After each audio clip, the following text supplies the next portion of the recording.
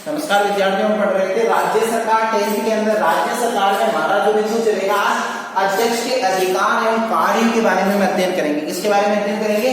अध्यक्ष के अधिकार एवं कार्यों के बारे में हम अध्ययन करेंगे। अब देखो अध्यक्ष के कौन कौन से अधिकार उसको प्राप्त होते हैं।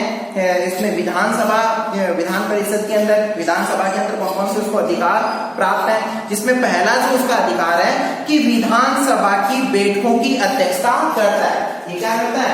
बैठकों की, विधानसभा में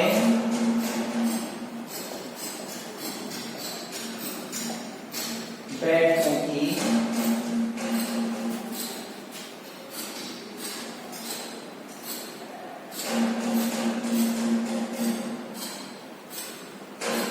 अध्यक्षता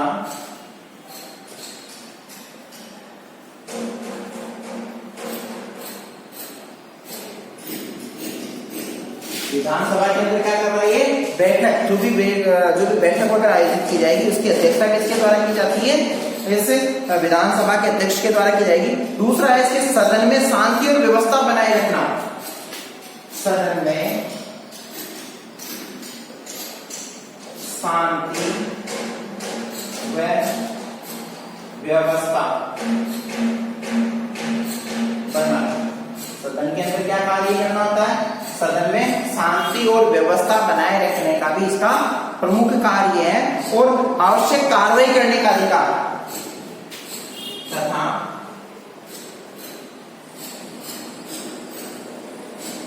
आवश्यक कार्यवाही का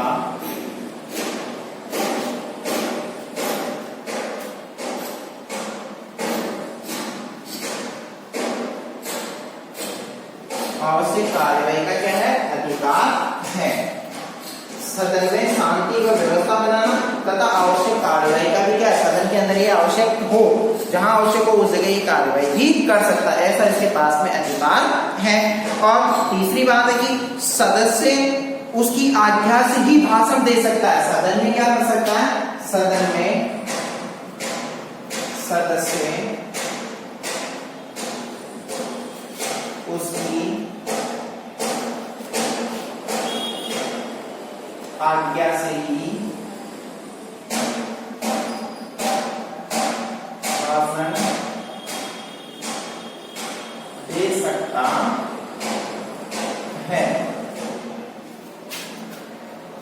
सदन में सदस्य उसकी आज्ञा से क्या कर सकता है? भाषण देने का अधिकारी है।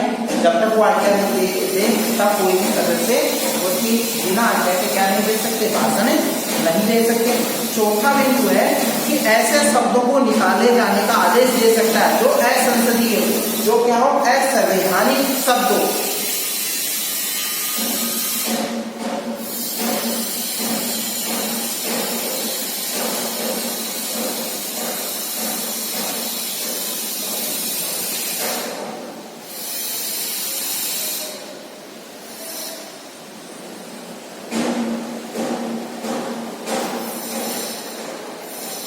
ऐसे शब्दों को निकालने का आदेश दे सकता है जो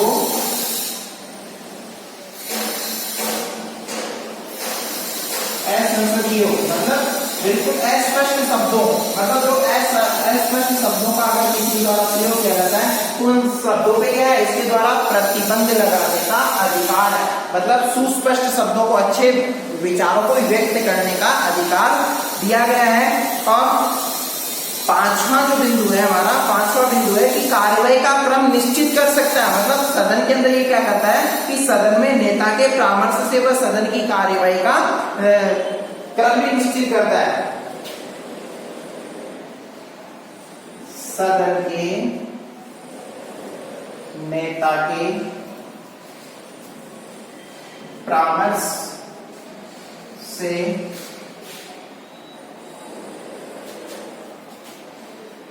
सदन की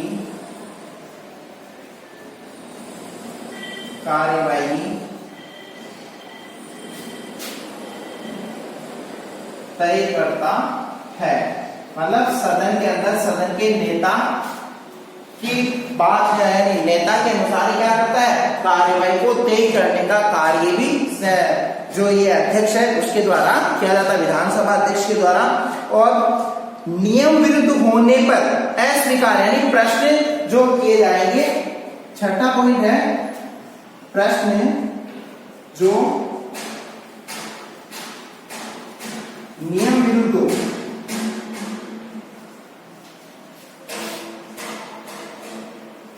उन पर रोक लगा सकता है, क्योंकि इससे क्या है उसका वक्त जाया नहीं हो, यानी विधानसभा का वक्त जाया नहीं हो, उसकी सुरक्षा के लिए जो प्रश्न नियम विरुद्ध हो उनको उन पे रोक लगाने का इसके पास में अधिकार है। और मतदान पश्चात परिणाम की घोषणा करता है, वह है मतदान पश्चात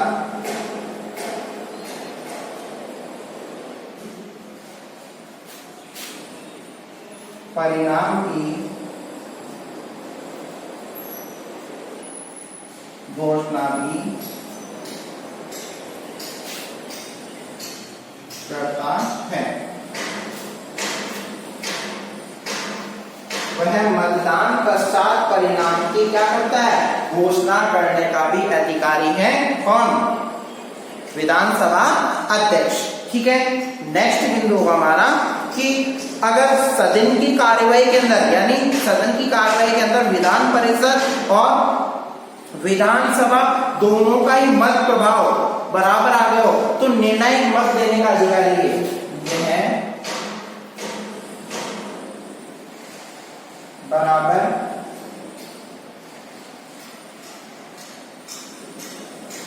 चुनाव स्थिति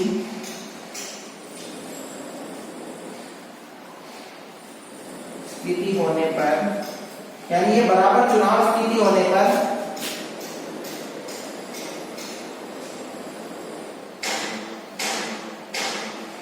निर्णायक मत दे सकता है। मतलब निर्णायक मत देने का भी क्या है, अधिकारी है। मतलब जब ऐसी स्थिति आ जाए कि विधानसभा और विधान परिषद दोनों ही बराबर आ गए, यानी 100 मत इधर पड़ गए 100 इधर बराबर 200, अब कोई भी इसमें किसी की भी हार जीत नहीं, मतलब उस जो भी निर्णय है उस प्रश्न का समाधान नहीं हो पा रहा, तो उस समय ये निर्णायक मत देने का भी क्या होता है, अधिकारी होता है। और दल बदल संबंधी याचिकाओं पर निर्णय लेता है, क्या है, निर्णय देता है। दल बदल संबंधी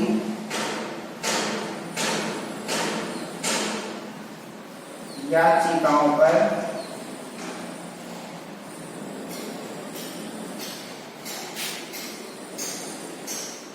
निर्णय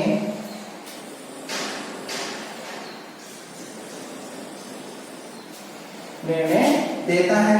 और 10वां और अंतिम जो इसके पास में जो अधिकार या पावर है इसके पास में जो कार्य जो करता है ये वो है कि धन विधेयक, यानी कोई विधेयक धन विधेयक अथवा यानी उसकी निर्णय अध्यक्ष ही करता, मतलब कोई विधेयक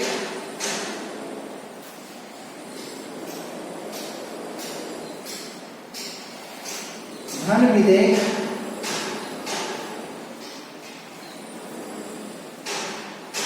है या नहीं, निर्णय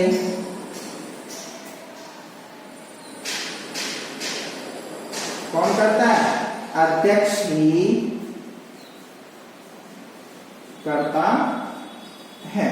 मतलब कोई विधेयक धन विधेयक है या नहीं है तो इसका निर्णय किसके द्वारा किया जाता है, इसका निर्णय अध्यक्ष के द्वारा किया जाता है। तो अध्यक्ष के अधिकार एवं कार्य जो कि आपको अपनी नोटबुक के अंदर इनको उतारना है। अब जो नेक्स्ट जो बिंदु है वो है विधान परिषद का गठन। देखो विधान परिषद का जो गठन है वो अनुच्छेद 169, अनुच्छेद कौन सा काम में आता है यहाँ, अनुच्छेद 169, अनुच्छेद 169 के तहत इसका गठन किया गया है, विधान परिषद का गठन किया गया है। और इसमें संविधान में ये बात उल्लेखित है कि विधानसभा अपनी पूरी सदस्य संख्या के बहुमत से, यानी विधानसभा अपनी पूरी सदस्य संख्या के बहुमत से तथा उपस्थित व मतदान करने वाले सदस्यों की संख्या का कितना होना चाहिए, 2/3 बहुमत से प्रस्ताव पारित कर, मतलब विधानसभा क्या करेगी, 2/3 बहुमत से प्रस्ताव पारित कर उस संसद 2/3 प्रस्ताव से, यानी 2/3 बहुमत से प्रस्ताव पारित कर देती है, तो संसद उस राज्य के लिए विधान परिषद का क्या कर देती है, सृजन कर देती है। अनुच्छेद 169 विधानसभा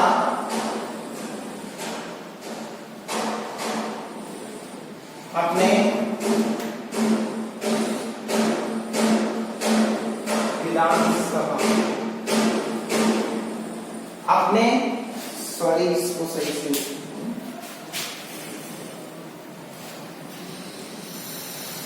विधानसभा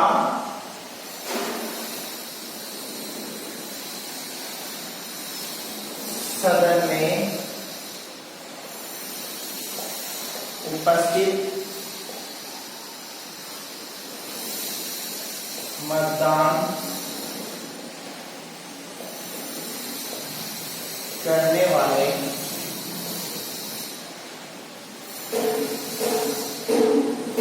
विधानसभा सदन में उपस्थित मतदान करने वाले सदस्यों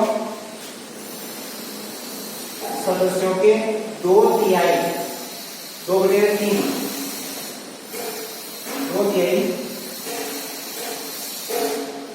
सदस्यों के बहुमत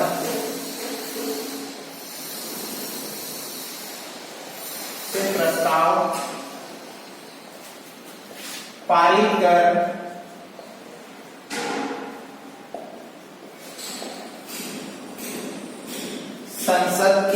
संसद को भेजती है। संसद विधान परिषद का सृजन कर सकती है। मतलब विधानसभा सदन में उपस्थित और मतदान करने वाले जो सदस्य हैं उनका कितना, 2/3 सदस्यों के बहुमत से प्रस्ताव को पारित कर कहां भेजेगी, संसद के अंदर, और संसद विधि सम्मत उस राज्य के अंदर क्या किसका गठन कर देगी, विधान परिषद का गठन कर देगी। तो इस तरीके से इसमें विधान परिषद का गठन किया जाता है। अब विधान परिषद का गठन होने के बाद में इसके पहला जो बिंदु आता है वो है सदस्य संख्या। पहला बिंदु है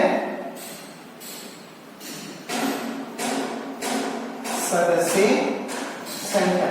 अब देखो सदस्य संख्या के अंतर्गत क्या बात दी गई है कि सदस्य संख्या के अंतर्गत विधानसभा यानी राज्य के विधानमंडल का द्वितीय या उच्च सदन, मतलब इसको क्या कहेंगे, द्वितीय या उच्च सदन कहेंगे। विधान परिषद को क्या कहेंगे, राज्य का द्वितीय या उच्च सदन, जो कि विधानमंडल का क्या होगा, द्वितीय या उच्च सदन, जिसे विधान परिषद कहते हैं। इसे क्या कहते हैं, विधान परिषद कहते हैं। और विधान परिषद जो कि इसमें राज्यों की विधान परिषद के सदस्यों की संख्या उसकी विधानसभा के सदस्यों के 1/3 सदस्यों से अधिक नहीं होगी। राज्य के विधानसभा सदस्यों के 1/3 सदस्यों से अधिक नहीं होगी। यानी राज्य की विधानसभा सदस्यों के 1/3 सदस्यों से अधिक क्या नहीं होगी, विधान परिषद की सदस्य संख्या नहीं होगी। विधान परिषद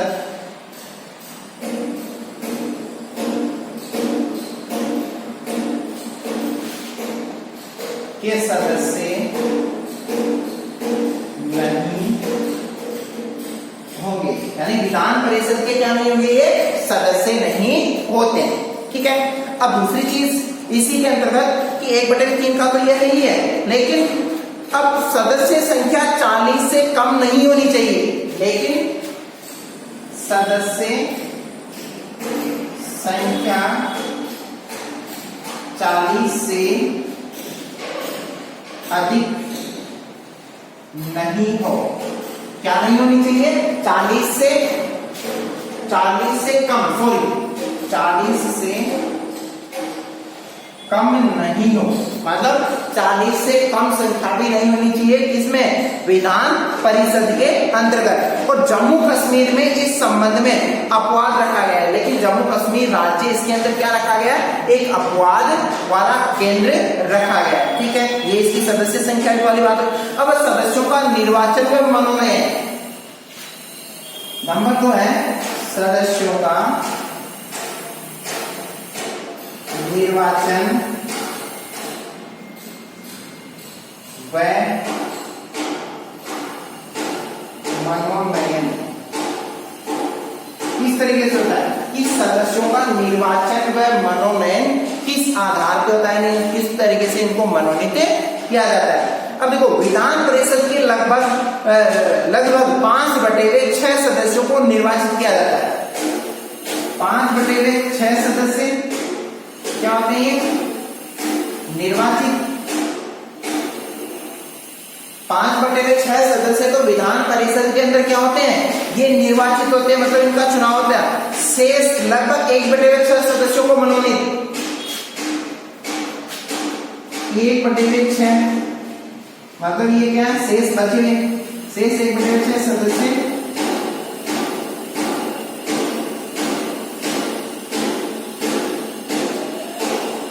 क्या होते हैं? मनोनीत, मतलब इनको क्या किया जाता है? मनोनीत किया जाता है, इनका मनोनयन किया जाता है।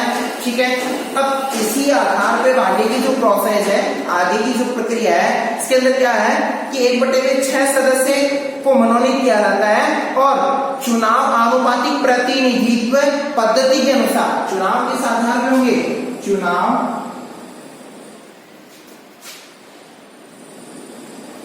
आनुपातिक प्रतिनिधित्व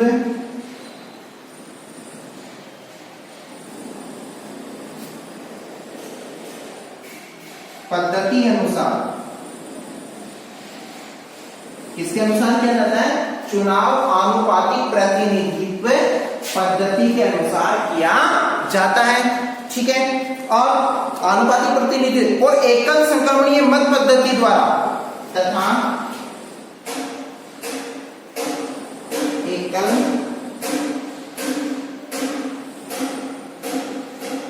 संक्रमणीय पद्धति,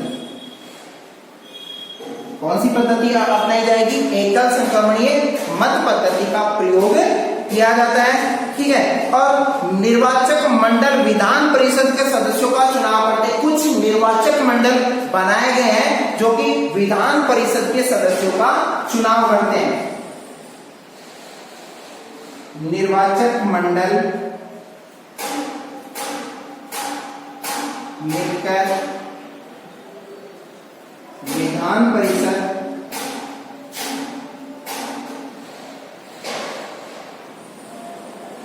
सदस्यों का चुनाव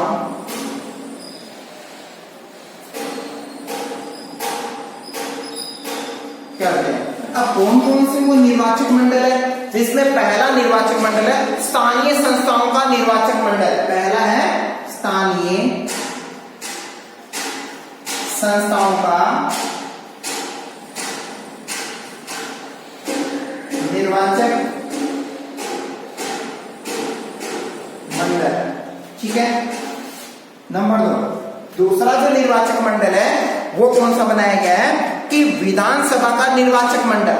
कौन सा है? विधानसभा का, विधानसभा का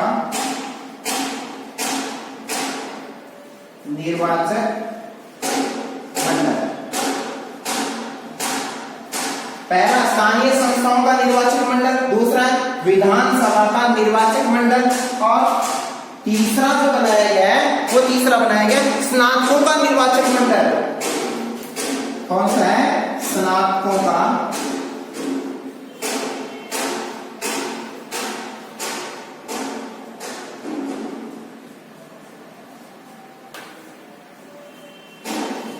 स्नातकों का निर्वाचक मंडल। और चौथा बिंदु है इसके अंदर स्नातकों का निर्वाचक मंडल के साथ जो है अध्यापकों का निर्वाचक मंडल। अध्यापकों का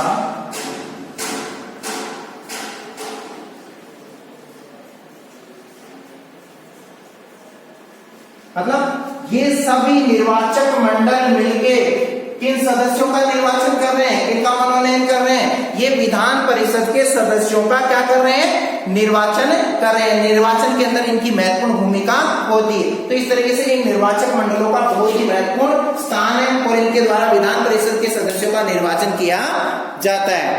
विधान परिषद के गठन के साथ साथ सदस्यों की योग्यता। अब इसमें सदस्यों की क्या क्या योग्यताएं रखी गई इसके बारे में हम अध्ययन करते हैं कि विधान परिषद की सदस्यता के लिए यानी विधान परिषद के सदस्य बनने के लिए कौन सी योग्यताओं का होना आवश्यक है। कि विधानसभा की सदस्यता के लिए यानी विधान परिषद की सदस्यता के लिए वही योग्यताएं जो योग्यताएं इसमें रखी गई है विधानसभा के अंतर्गत रखी, जो विधान परिषद में रखी गई है विधानसभा में रखी गई है, वही योग्यता कहाँ काम में आती है? विधान परिषद के अंतर्गत काम में आती है।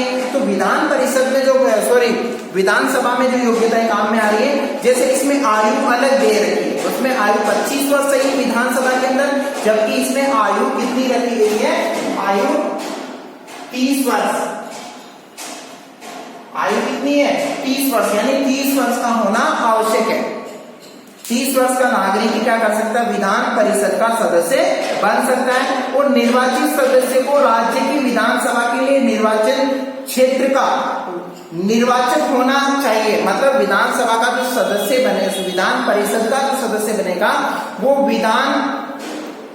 विधानसभा के निर्वाचक जो क्षेत्र है उसका निर्वाचक होना भी आवश्यक है। मतलब विधान परिषद का सदस्य वही व्यक्ति बन सकता है जो विधानसभा यानी जो जैसे राजस्थान का है तो राजस्थान की विधानसभा का वो क्या होना चाहिए? निर्वाचक क्षेत्र निर्वाचक भी होना चाहिए, तभी वो क्या बन सकता है? राजस्थान की विधान परिषद का वो सदस्य बन सकता है। तो एक पहली दूसरी योग्यता तो होगी। तीसरी है कि निर्वाचक मंडलों द्वारा क्या है? कि निर्वाचक मंडलों द्वारा विधान परिषद के सदस्यों का निर्वाचन आनुपातिक प्रतिनिधित्व के आधार पर एकल संक्रमणीय मत पद्धति के आधार पर किया जाएगा। ठीक है, तो इस तरीके की प्रक्रिया इसके अंतर्गत अपनाई गई है। विधान